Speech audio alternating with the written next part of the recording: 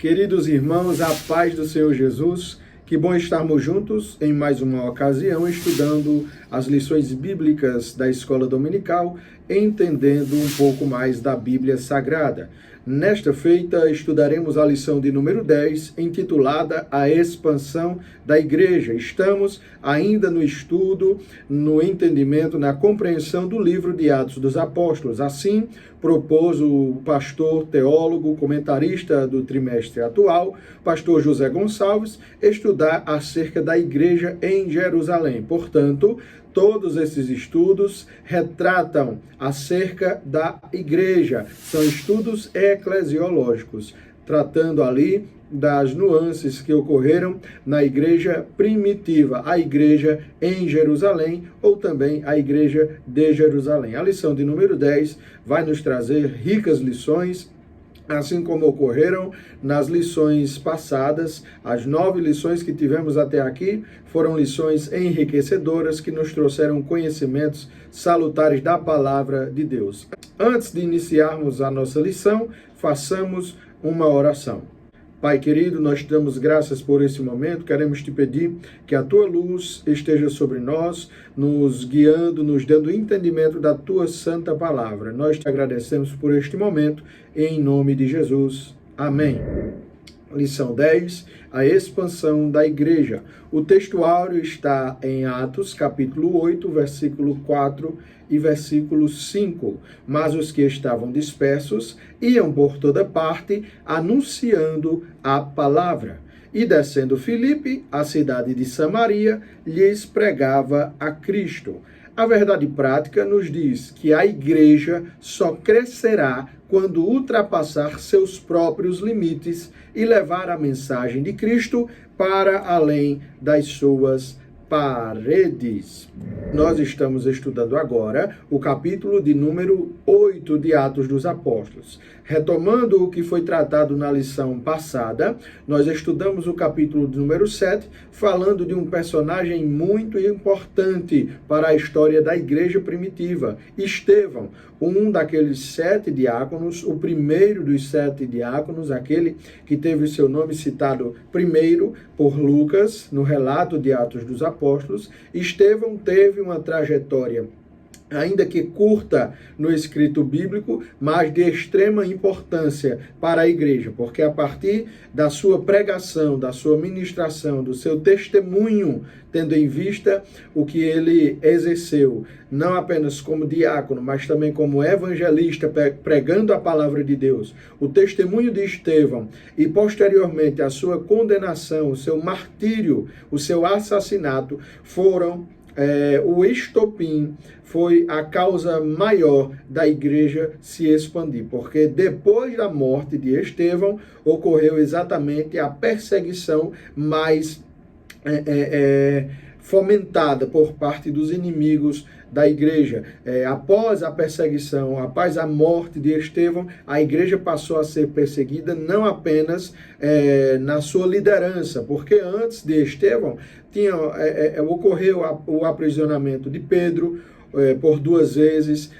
As lideranças estavam ali sendo observadas e posteriormente nós veremos até no capítulo número 12, já tratamos sobre isso, da prisão de Tiago, que era um outro líder também, mas após a perseguição, a condenação e o assassinato de Estevão, todos os crentes, ou seja, a igreja de um modo geral, passou a ser perseguida, não apenas os líderes, mas também os crentes, os membros, como nós conhecemos, os membros da igreja foram perseguidos. E Estevão exerceu esse papel importante, sendo o primeiro mártir da igreja, não em relação aos apóstolos, porque foi Tiago o primeiro mártir dos 12 apóstolos, mas Estevão foi o primeiro mártir da igreja, que morreu e deu a sua vida no sentido de não ter cuidado da vida em relação à pregação do evangelho. Ele não temeu perder a vida em detrimento de pregar o evangelho. De antemão,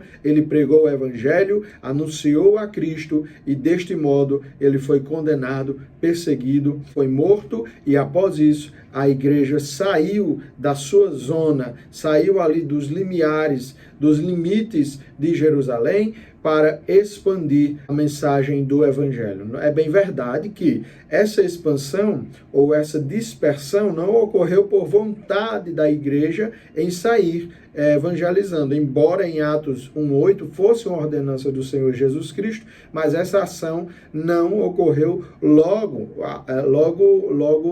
de cara. Os apóstolos, os crentes, estavam ali nos limites de Jerusalém ainda, por isso a igreja em Jerusalém. Mas quando há a perseguição de Estevão, a sua prisão, a sua captura, e ele é morto, a igreja, e após ele ser morto, após os prantos ali em cima do luto de Estevão, a igreja começa a fugir, os crentes começam a fugir. E nessa fuga, à medida que eles iam se dispersando, se espalhando, eles iam também anunciando o evangelho. E um desses perseguidos, e um desses que fugiram, é bem verdade que a maioria dos perseguidos ali eram, de fato, os crentes, os cristãos helenistas, os que viviam numa cultura grega. Um desses perseguidos é Filipe, o personagem da lição de hoje. Então, lição 9,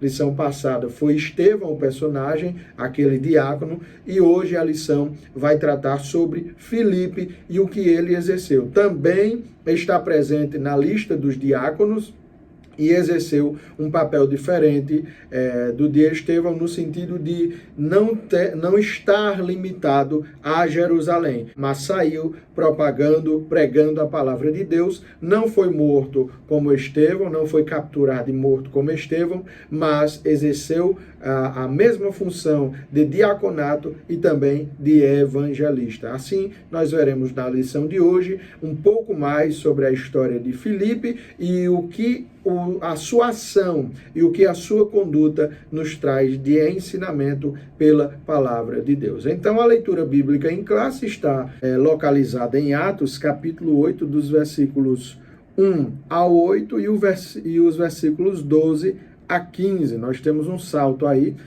entre os versículos 9 e 11 por conta do contexto. Nos diz assim a leitura bíblica em classe: e também Saulo consentiu na morte dele, e fez-se naquele dia uma grande perseguição contra a igreja que estava em Jerusalém. E todos foram dispersos pelas terras da Judéia e da Samaria, exceto os apóstolos. E uns varões piedosos foram enterrar Estevão e fizeram sobre ele grande pranto.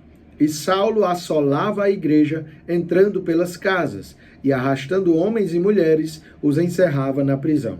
Mas os que andavam dispersos iam por toda parte, anunciando a palavra. E descendo Filipe à cidade de Samaria, lhes pregava a Cristo.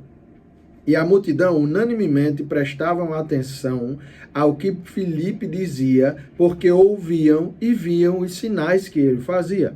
Pois que os espíritos imundos saíam de muitos que os tinham, clamando em alta voz, e muitos paralíticos e coxos eram curados, e havia grande alegria naquela cidade. Mas como crescem em Filipe, que lhes pregava acerca do reino de Deus e do nome de Jesus Cristo, se batizavam tanto homens como mulheres, e creu até o próprio Simão. E sendo batizado, ficou de contínuo com Filipe, e vendo os sinais e as grandes maravilhas que se faziam, estava atônito. Os apóstolos, pois, que estavam em Jerusalém, ouvindo que Samaria recebera a palavra de Deus, enviaram para lá Pedro e João, os quais, tendo descido, oraram por eles para que recebessem o Espírito Santo. Nesta leitura bíblica em classe, fica claro, fica nítido para nós aqui dois pontos cruciais. Primeiro, houve a dispersão da igreja.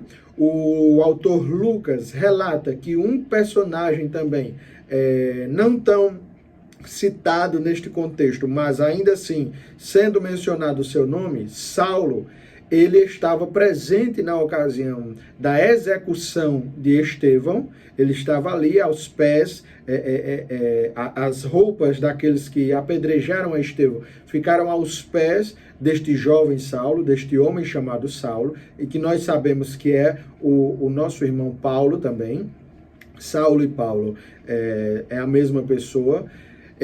Este personagem é citado, mas a lição vai girar em torno do personagem principal, que é o Filipe. Porém, nós não podemos deixar de salientar que, a partir desta morte de Estevão, em que há essa perseguição, há essa dispersão, o espalhamento dos crentes, a fuga dos crentes, para várias cidades circunvizinhas, ali ainda na região da Palestina, que compreende inclusive a Jerusalém, mas há essa fuga, nós vemos que deixa de ser anônimo o nome dos perseguidores, porque nós temos aqui um personagem principal no quesito perseguição, que é o Saulo. Nós veremos no capítulo 8 e até o capítulo 9, que é da sua conversão, que ocorre o relato da conversão de Saulo, que é o nosso irmão Paulo, ele se torna o maior perseguidor da igreja. É ele quem vai instigando, é ele quem toma a frente da perseguição, ele quem fica ali responsável, se podemos dizer assim, responsável pelas perseguições, ele quem toma a frente, a melhor expressão é essa, é ele quem toma a frente de perseguir a igreja.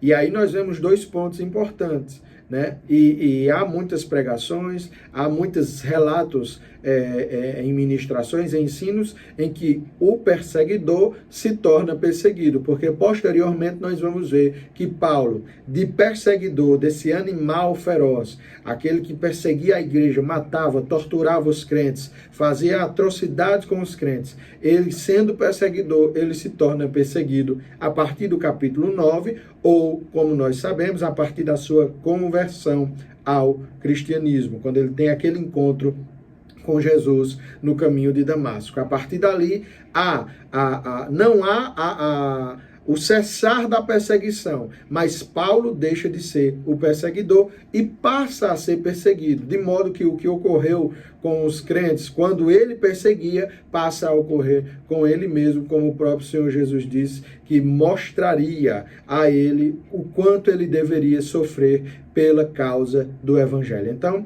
este personagem, ainda que não tão explicitado, não tão apresentado nesta lição, mas ele estava ali. Nós vimos no contexto da leitura bíblica em classe. E aí nós temos o personagem principal da história, do enredo, que é o Filipe, o diácono que recebeu essa função de diaconato, mas que agora, no momento, ele passa a pregar. Ele fugiu e passa a pregar, a evangelizar Samaria, a cidade dos samaritanos. Nós sabemos nos contextos bíblicos que os samaritanos tinham uma rixa com os judeus. Isso aí desde lá da época de Esdras, desde a época de Neemias, nós podemos ver que isso vem de um modo cultural, um modo comportamental. A sociedade judaica e a sociedade samaritana, elas não se coadunavam, não viviam juntas, eram inimigos. Mas aí, como Deus tem os seus planos e o seu modo de trabalhar, a primeira cidade que Jesus já citava lá, em Atos 1:8, ser-me-eis testemunhas em Jerusalém, na Judéia e em Samaria. Ou seja, Jesus não deixou de fora Samaria. É bem verdade que em João 4 nós vemos que com a própria mulher samaritana, ele fala, ele conversa e oferta salvação àquele povo ali. De modo que aqueles homens que vêm ouvir depois, pelo testemunho da mulher, diz: não é mais porque tu nos disseste, nós agora temos ouvido e visto ele mesmo, e temos crido, não por causa do que tu disseste acerca dele. Ou seja, Samaria, ainda que cultural e socialmente fosse inimiga dos judeus, não ficou de fora do plano da pregação, do plano da salvação, do plano de Deus. Então, o Filipe começa a evangelizar em Samaria, começa a pregar a Cristo, os crentes aceitam, os ouvintes aceitam a Cristo, se tornam crentes, se tornam irmãos e ali são batizados, tanto homens como mulheres, e nós vemos um personagem também que ganha um destaque coadjuvante nesse enredo, que é o Simão. Esse Simão não é Simão Pedro, é o Simão, aquele mágico que tenta ali subornar os apóstolos para comprar o dom do Espírito Santo, não sabendo ele que o dom, não entendendo ele que o dom quem dá é o próprio Espírito Santo, que esse poder, esse revestimento, quem dá é o Senhor Jesus através do batismo com o Espírito Santo. Então, são os personagens principais desse enredo da lição de número 10, que tem total ligação com o título da lição, a expansão da igreja. Baseados nisso, nós temos como objetivo da nossa lição, como costumeiramente, 3 pontos principais, que são apresentar como a perseguição contribuiu para a expansão da igreja primitiva, expor a centralidade de Cristo e da palavra de Deus na evangelização realizada pela igreja e enfatizar o papel da igreja em apoiar e discipular os novos convertidos. Nesta semana, vamos estudar como a igreja foi dispersa por causa de uma grande perseguição. Até então, os cristãos estavam concentrados em Jerusalém e não tinham avançado na missão de espalhar o evangelho. Mas tudo mudou quando Estevão, um dos 7 escolhidos para servir, foi morto por causa de sua fé. Na verdade, Jesus havia predito em Atos 1:8 que os cristãos seriam espalhados pelo mundo para anunciar a sua mensagem. Muitas vezes, Deus usa circunstâncias para cumprir seus propósitos. Foi isso que aconteceu com a igreja em Jerusalém. Mesmo sofrendo uma grande perda e tendo de sair da cidade, os cristãos não fugiram derrotados. Pelo contrário, eles continuaram firmes, levando as boas novas para outras pessoas. O tópico 1 da nossa lição nos fala sobre a igreja diante da perseguição. Ponto 1. Embora perseguida, não fragmentada. Grande foi a perseguição. Os apóstolos foram perseguidos e presos. Estevão foi martirizado. O apóstolo Tiago, irmão do apóstolo João, foi decapitado. Outros cristãos foram dispersos. Mesmo diante de tamanha perseguição, a igreja não foi dissolvida. O amor perfeito de Deus manteve os cristãos unidos e a igreja não foi fragmentada. Então, nós temos neste primeiro ponto exatamente algo importante para que nós compreendamos o agir de Deus dentro ou em meio ao seu povo. O agir de Deus com o seu povo. A igreja, embora tenha sofrido tantas e tantas perseguições já no seu início, já ali nos primeiros dias de ministério, nas primeiras semanas e meses e anos da sua fundação, da sua inauguração em Atos 2, mesmo em meio a tantas perseguições, a igreja se manteve unida. A igreja não se dissolveu, não se fragmentou. Embora em Atos 8 haja essa fuga, essa dispersão, não há fragmentação. Os discípulos, os apóstolos e os discípulos, que são os crentes de um modo geral, eles não se separam no que diz respeito às suas convicções, à sua fé, à doutrina que eles receberam, ao ensinamento. Há um distanciamento físico, há um distanciamento geográfico. Porém, não há separação daquilo que eles aprenderam dos apóstolos e por conseguinte, daquilo que eles aprenderam com Jesus. Então, embora haja essa perseguição nos primeiros passos da igreja primitiva, não há a dissolução, não há a fragmentação. Ela continua sendo uma igreja unida, ela continua sendo uma igreja triunfante, continua sendo uma igreja que, embora esses problemas ocorram, ela se mantém ali, junta, unida, com o mesmo propósito, com o mesmo pensamento, e assim nos mostra a Bíblia Sagrada. Então, embora perseguida, essa igreja não foi fragmentada. A bem da verdade, nós sabemos que alguns, de certo modo, foram fraquejando, alguns foram ficando ali suscetíveis, o que é comum, mas a igreja como um todo, aqueles que permaneceram firmes na fé, nós sabemos que eles não saíram da comunhão, a igreja não perdeu a comunhão. O ponto 2 vai nos falar exatamente sobre algo comum, né? Algo próprio do crente poder sentir. Não é pecado o crente sentir luto. Então vai nos falar sobre a igreja em luto. A igreja estava em luto, mas também estava em luta. E por isso, mesmo sendo perseguida, continuava pregando. Os cristãos sabiam que aquele que sai chorando enquanto lança a semente, voltará com cantos de alegria, trazendo os seus feixes. Então há aí essa associação de palavras.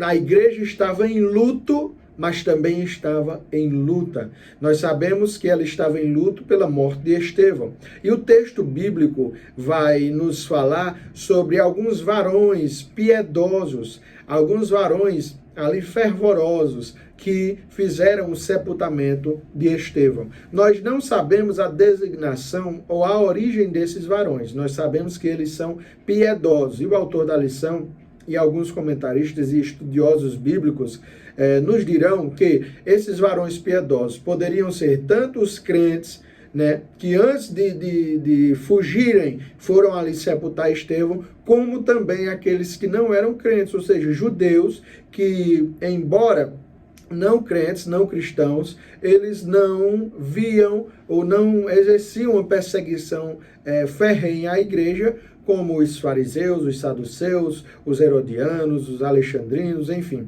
os libertos, não como estes. Eram varões piedosos e alguns comentaristas até dizem o seguinte, que eles viram que a condenação de Estevão foi algo injusto de ocorrer. Eles viram de fato que Estevão era um homem bom, que foi injustiçado, que foi caluniado e que por isso eles ficaram ali, né, chorando, pranteando. Nós sabemos que no original o termo prantear, ele vai significar exatamente chorar, derramar lágrimas por alguém. E se nós pegarmos a lei do Talmud, ela nos vai dizer que alguém que era condenado por blasfêmia, que foi a condenação que Estevão recebeu, né? Este alguém não era digno de ninguém prantear por ele, de ninguém chorar por ele, de ninguém ali ficar enlutado por ele. Alguém que fosse condenado da maneira que Estevão foi, não era digno de receber um sepultamento assim comum, né? Um sepultamento com pessoas pranteando, chorando e ficando enlutadas. Mas com Estevão não foi assim. Com Estevão, varões piedosos foram lá sepultá-lo, prantearam por ele, fizeram um grande pranto, choraram por ele, ali dando um enterro digno. Porque, repito, alguns comentaristas vão dizer que eles viram em Estevão exatamente algo verdadeiro, que Estevão não estava vivendo ou pregando algo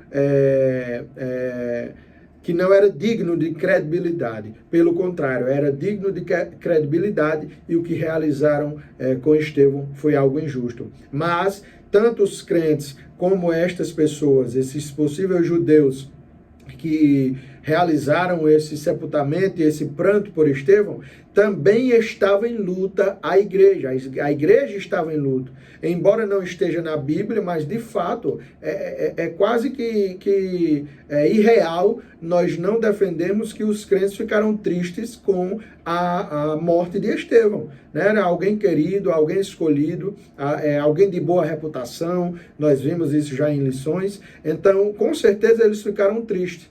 Eles ficaram enlutados, sim, mas também estavam em luta. E por isso ocorre a dispersão, o espalhamento ali destes crentes. Então, a igreja em luto estava também em luta.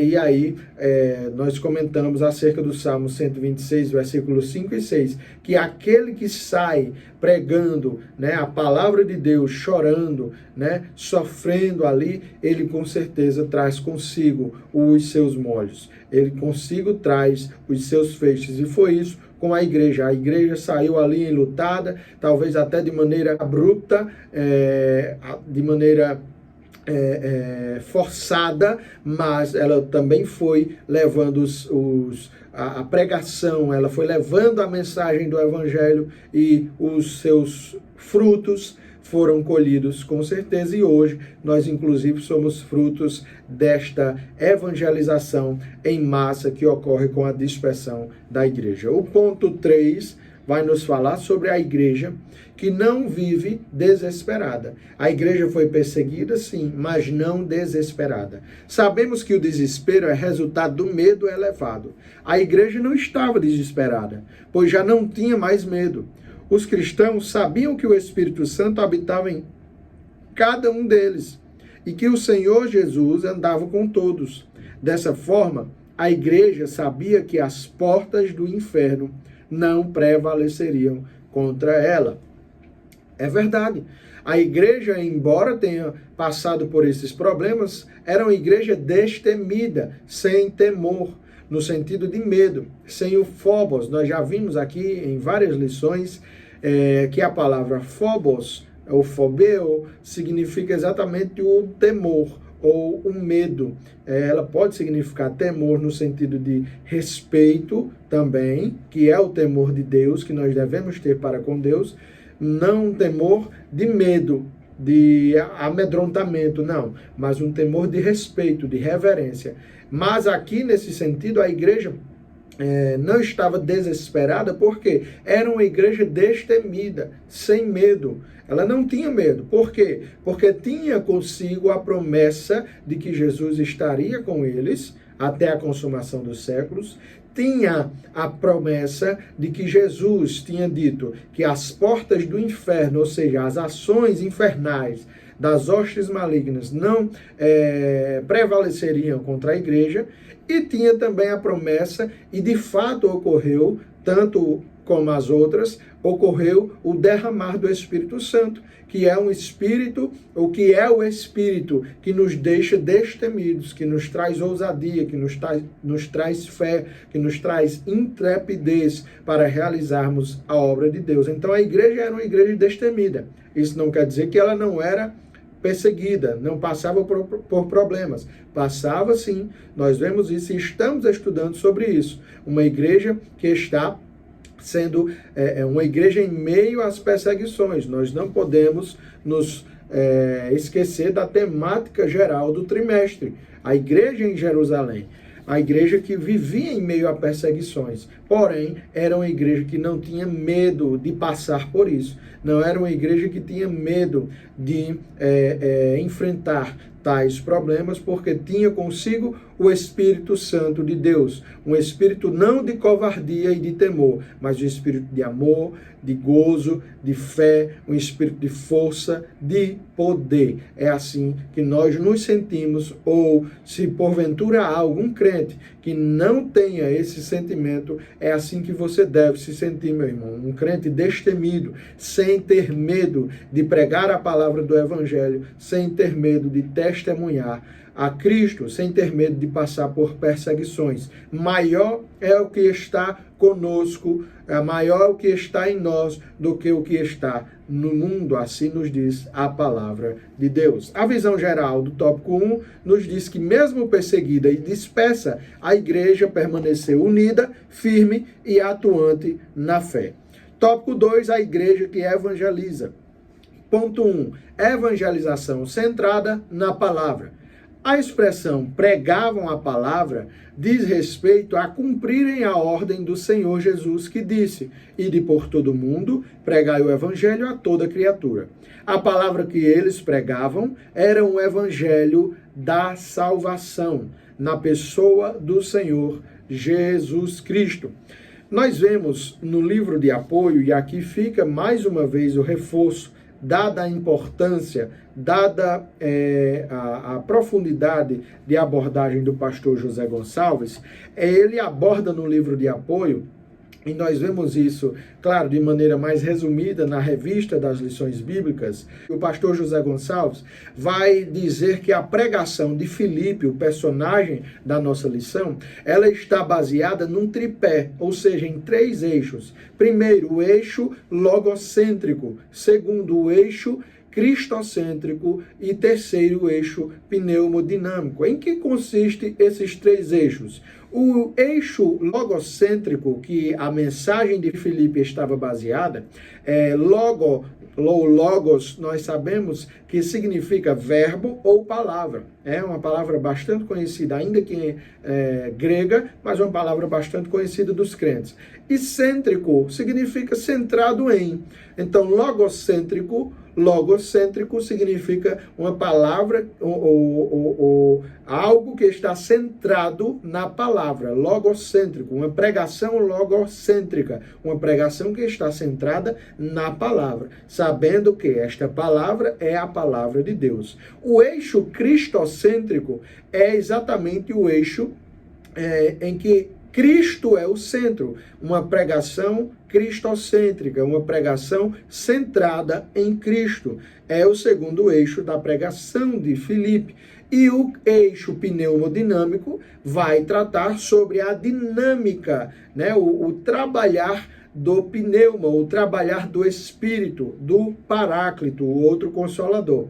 Nós sabemos que sob esses três eixos, uma pregação, um evangelismo, uma ministração, uma ação por parte de um crente baseada ou estando firmada nesses três eixos, é uma pregação genuinamente bíblica, uma pregação que tem palavra, mas não é uma simples palavra, é a palavra de Deus, sendo que essa pregação é cristocêntrica, que coloca Cristo no centro, e é uma pregação também sobre a dinâmica, sobre o trabalhar, sobre o cuidado, sobre a arregimentação do Espírito Santo de Deus. Então, o pastor José Gonçalves, de modo muito maravilhoso, ele aborda isso no livro de apoio, e aqui nós trouxemos de uma maneira mais resumida acerca desses três eixos. Então, o primeiro ponto vai nos dizer que a evangelização é centrada na palavra. Então, quando nós vemos esse primeiro ponto de que a pregação ali, o ID, a evangelização, obedecendo o ID que Jesus ordenara no final, antes da sua ascensão, ID por todo mundo e pregar o evangelho a toda criatura, quando a igreja sai para evangelizar, né? Quando a igreja sai para ministrar, para mostrar, para ofertar ao mundo as boas novas, essas boas novas não são novas quaisquer, são novas que nos falam exatamente da palavra de Cristo, estando ali sujeitas à ação do Espírito Santo. Por isso que Jesus diz, inclusive no texto mencionado em Marcos 16, e os sinais acompanharão aos que crerem, né? Em meu nome, ali, quem está pregando o evangelho, Jesus diz que os sinais o acompanhariam. Por quê? Porque estes sinais, essa ação, né, de sinais, de demonstrar, é exatamente a ação do Espírito Santo na vida daquele que está pregando a palavra, pregando uma mensagem logocêntrica e cristocêntrica. O ponto 2 vai falar exatamente sobre a cristocentricidade, que é o quê? Cristo no centro. A evangelização centrada em Cristo. A mensagem dos primeiros cristãos era uma só: a obra e a pessoa do Senhor Jesus Cristo.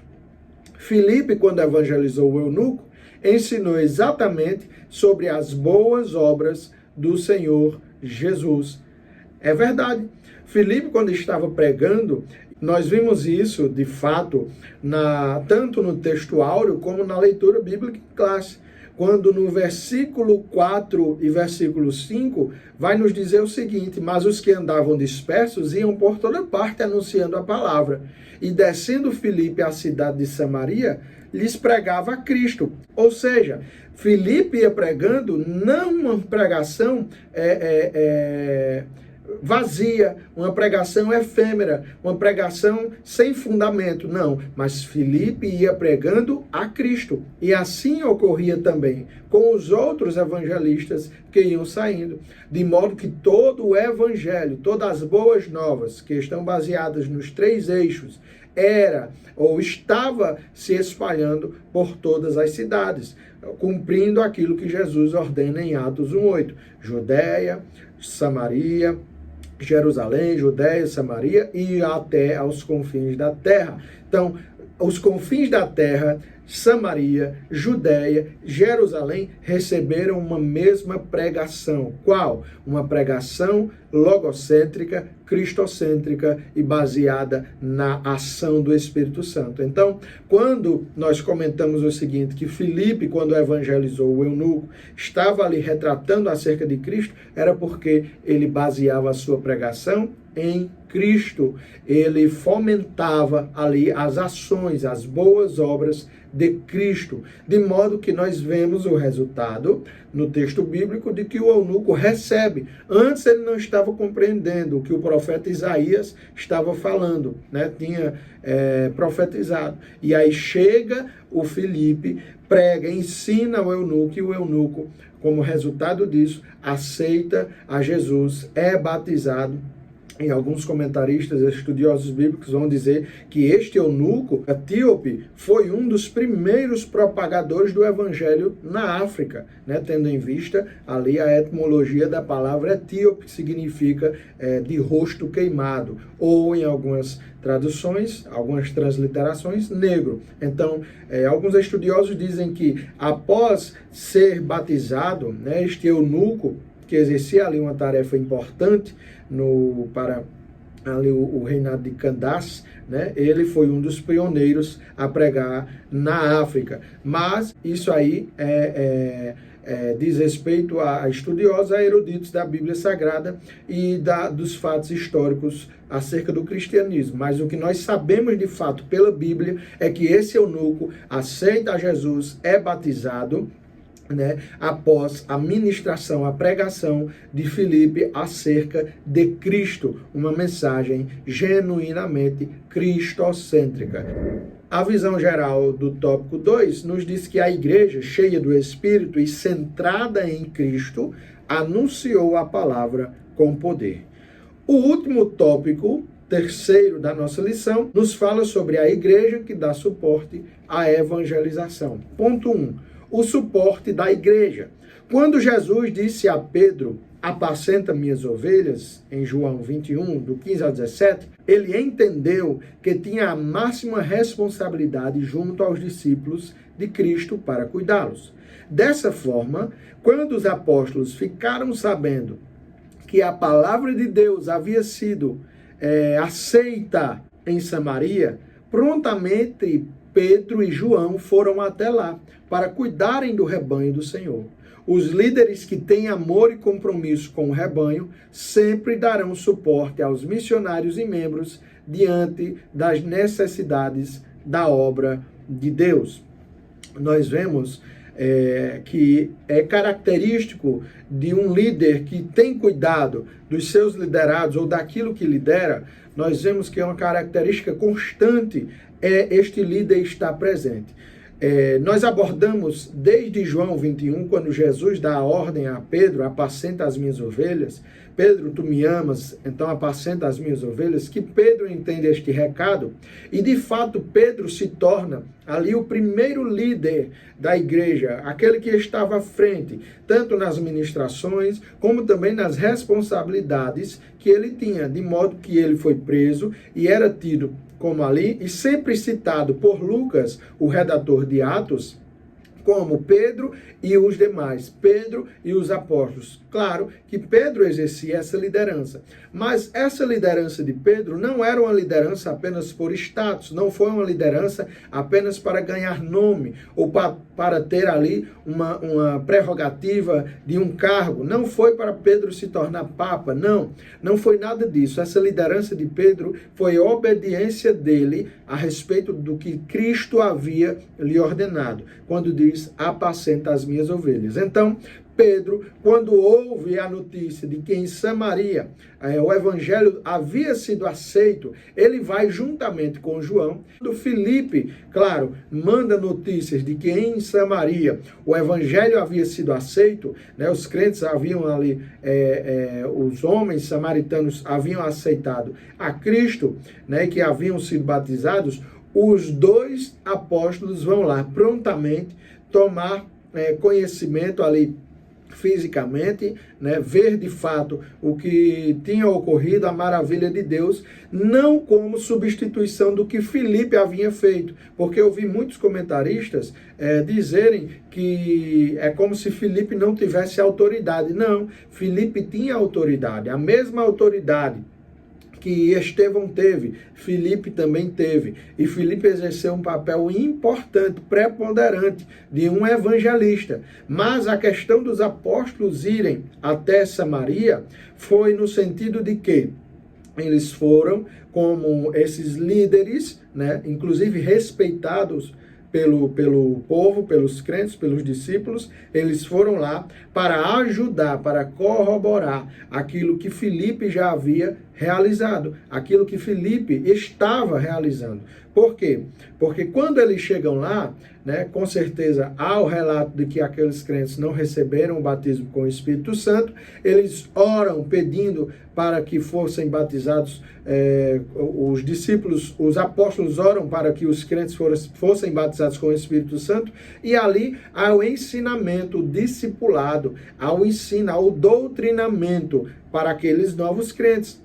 Então, Filipe, Pedro e João trabalham em conjunto. Não é que Pedro e João vão lá tomar a frente da obra no sentido de que Filipe não tivesse autonomia ou autoridade. Não, não é isso que o texto bíblico nos mostra.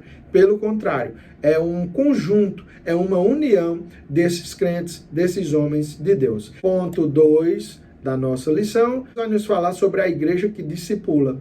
O cuidado que Pedro e João tiveram para com os novos convertidos de Samaria era de fazê-los se tornarem discípulos, conforme a ordem do Senhor Jesus, que diz: façam discípulos de todas as nações, batizando-os em nome do Pai e do Filho e do Espírito Santo, ensinando-os a obedecer a tudo o que ordenei a vocês. Não só os apóstolos tinham cuidado para com os novos convertidos, mas os demais cristãos também, assim como Filipe fez junto ao eunuco etíope. Então, é aquilo que nós havíamos tratado. Os apóstolos vão lá não para desmerecer o trabalho de Filipe, não. Eles vão lá para cumprir uma ordem que eles receberam do Senhor Jesus, ensinando-os tudo aquilo quanto aprendeste de mim, ouvistes de mim. Eles estavam realizando algo que Jesus havia ordenado a eles. Então, quando eles chegam lá para ensinar, para discipular esses homens que haviam aceitado a fé, eles estão lá para ajudar o trabalho. E o próprio Filipe é tão verdade que não há uma competição no sentido entre Pedro, João e Filipe e os demais que evangelizaram sem ser os apóstolos. Não há uma competição porque o próprio Filipe exerce isso com o eunuco. Nós já tratamos sobre isso também. Filipe está ali discipulando também o eunuco, no sentido de ensinar melhor a palavra de Deus, fazer com que ele compreenda. E o que é o discipulado, se não fazer com que o discípulo compreenda as verdades das Escrituras, as verdades acerca de Cristo. Então, Filipe faz isso com o eunuco, mas os apóstolos, Pedro e João, e os demais também, faziam isso de um modo mais amplo, com todos os crentes, até porque foram eles que receberam, primeiramente, esse ensinamento da parte do Senhor Jesus Cristo. Então, é apenas um conjunto, é apenas uma força unida ali no mesmo propósito de discipular, de evangelizar e de discipular os novos convertidos.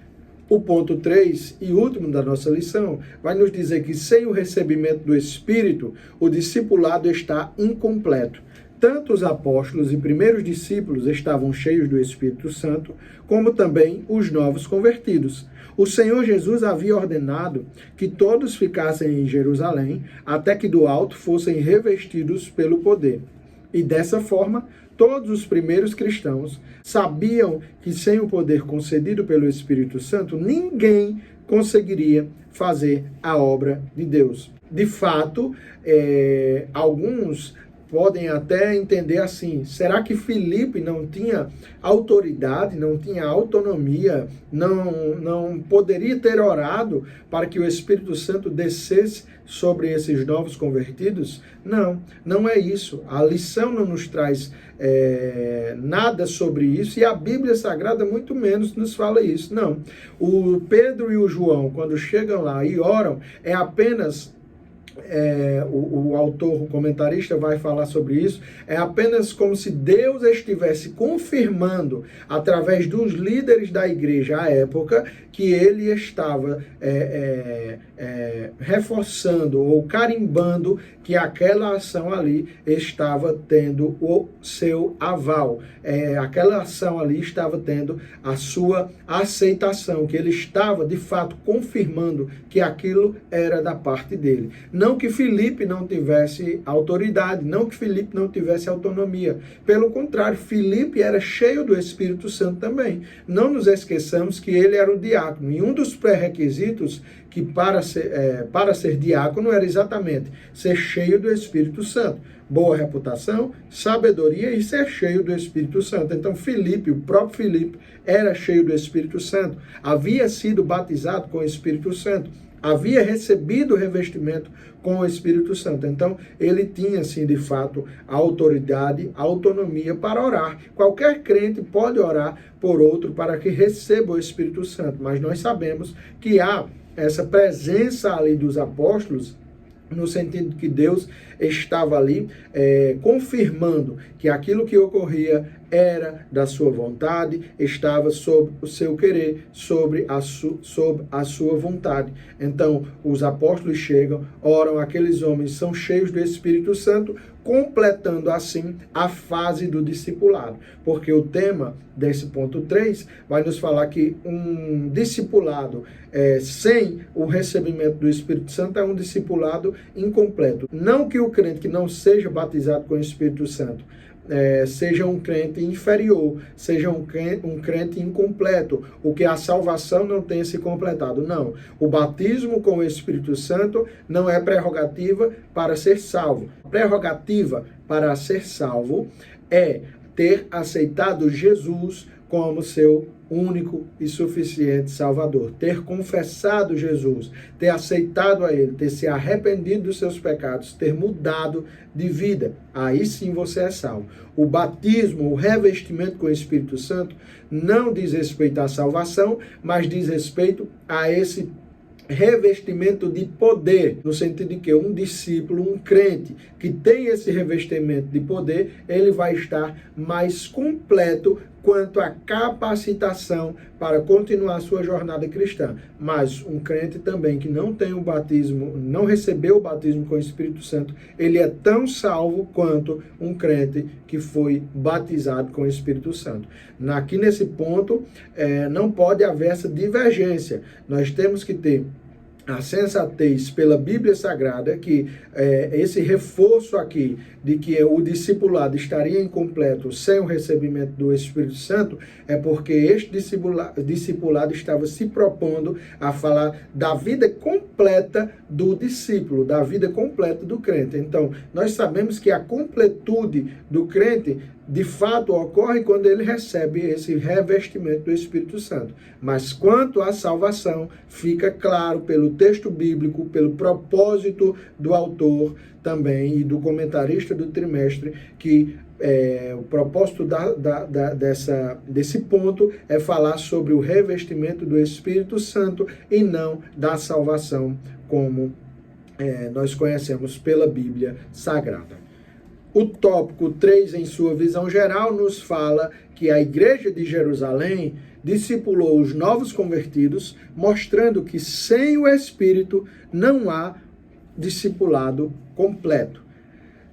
A conclusão da nossa lição diz o seguinte: nesta lição, vimos como o evangelho se espalhou rapidamente após a perseguição contra a igreja. Isso só aconteceu porque a mensagem cristã tinha um foco claro: a palavra de Deus e a cruz de Cristo. Sem Cristo e sem a Bíblia não há evangelho. A Bíblia não destaca os métodos que Filipe usou para evangelizar Samaria, mas enfatiza o poder do Espírito Santo e da palavra de Deus. Esse é o exemplo que devemos seguir. De fato, o exemplo que nós devemos seguir não é um modelo ali prefigurado, um modelo detalhado do que Filipe fez. Filipe pregou a Jesus, Filipe pregou a palavra e Filipe estava ali sob a direção do Espírito Santo. Então é esse o modelo que nós devemos seguir. Não nos é relatado, não nos é mostrado exatamente tudo que Filipe fez. As frases, as palavras que Filipe usou em suas pregações. Não nos é mostrado isso, mas nos é mostrado pela Bíblia Sagrada que ele pregava a palavra e que esta palavra era cristocêntrica e que ele estava sob a direção do Espírito Santo. Então é esse o modelo, são esses 3 eixos que nós devemos trazer como exemplo, para que, assim como Filipe, nós também tenhamos êxito na ministração, na evangelização das boas novas. Amém? Vos convido para a próxima aula estarmos juntos. Agradeço a sua companhia até o presente momento comigo aqui. Lição 11, a lição do próximo domingo. Juntos, entendendo a Bíblia Sagrada. Vai ser um prazer. Que Deus em Cristo vos abençoe e a paz do Senhor Jesus.